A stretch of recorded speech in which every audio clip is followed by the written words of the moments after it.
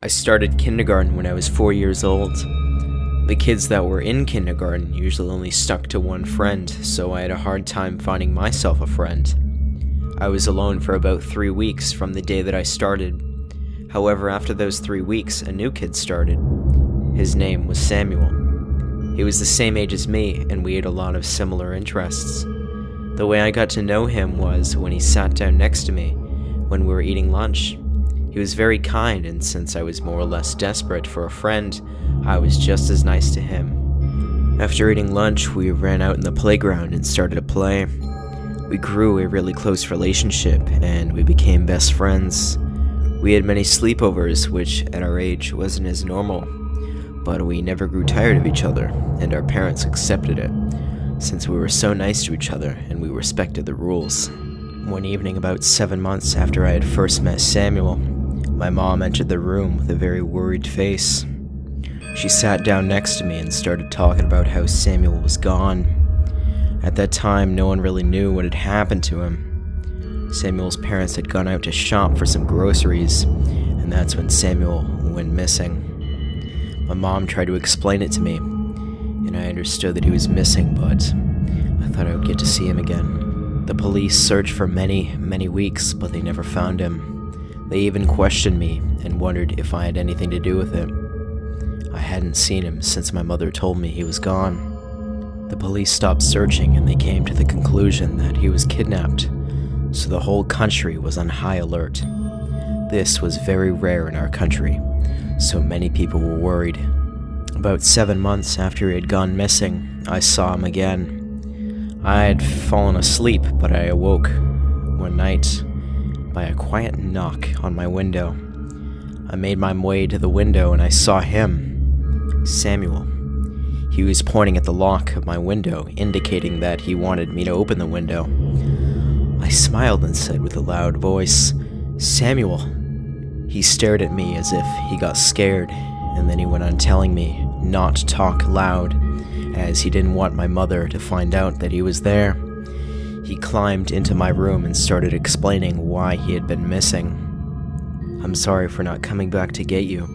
I was on a treasure hunt, and guess what? I found a beautiful Disney World. I live with Mickey Mouse now, in his clubhouse. I really want you to visit us. Do you want to?" I believed him. I believed every single word that he had told me. And I got so excited as I thought I was going to meet Mickey Mouse. He said we would have to be silent, and that we would have to walk to the forest, as that is where the portal to the Disney World was. I agreed in excitement as we made our way into the forest that was just a few hundred meters away from my house. We walked for about 20 minutes into the forest before we stood close to the edge of a cliff that led down a deep river. "Here we are, Phil. We just need to jump. Under the water there will be a portal that will lead us to the Disney World." Samuel's voice got a little darker when he said the last few words. I honestly got freaked out a little bit, and there was no way I had the courage to jump. I told him that I was afraid, and I started to cry a little bit, but then he reached out his hand and said, "Let's jump together. I promise I won't let go." He smiled at me, very disturbingly, almost as if he was threatening me. His wide eyes lightened up the darkness in the skies. It was almost as if he was hypnotizing me to jump with him. I declined his offer, and then he said, "Fine, I will jump first and then you come after me, okay?" I agreed as I felt like that was more comfortable. He, without even rethinking his actions, jumped down. I made my way over to the edge and looked down, only to see the water flowing. I felt so alone at that time, as this is when I started crying. I didn't know how to even get home. We had been running the whole way, and had taken a lot of turns. Samuel never came back to me, and I just sat there on the cold stone, waiting for someone to come, but no one ever did. At least, not that night. I can't remember much of what happened after this, but however, I remember a police officer waking me up. He told me that my mother was worried because I was missing.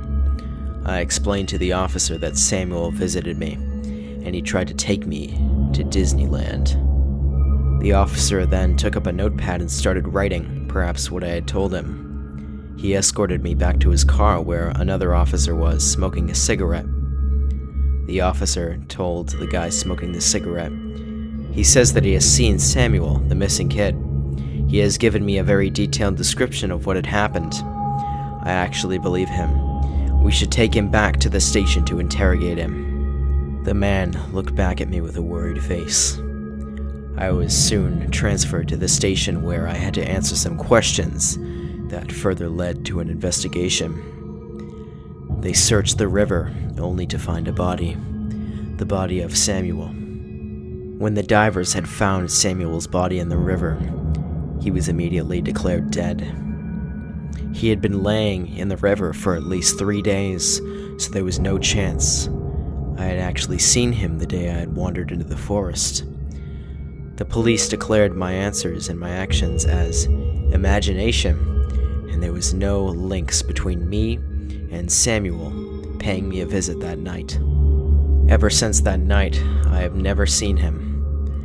We never knew what truly happened to Samuel, but I swear, I sometimes wake up to a quiet knock on my window, but every time I look outside, there's nothing there. If you enjoyed this video, be sure to hit the subscribe button and hit the bell beside it and select the box. This way you will be notified for any new videos. Thank you for watching.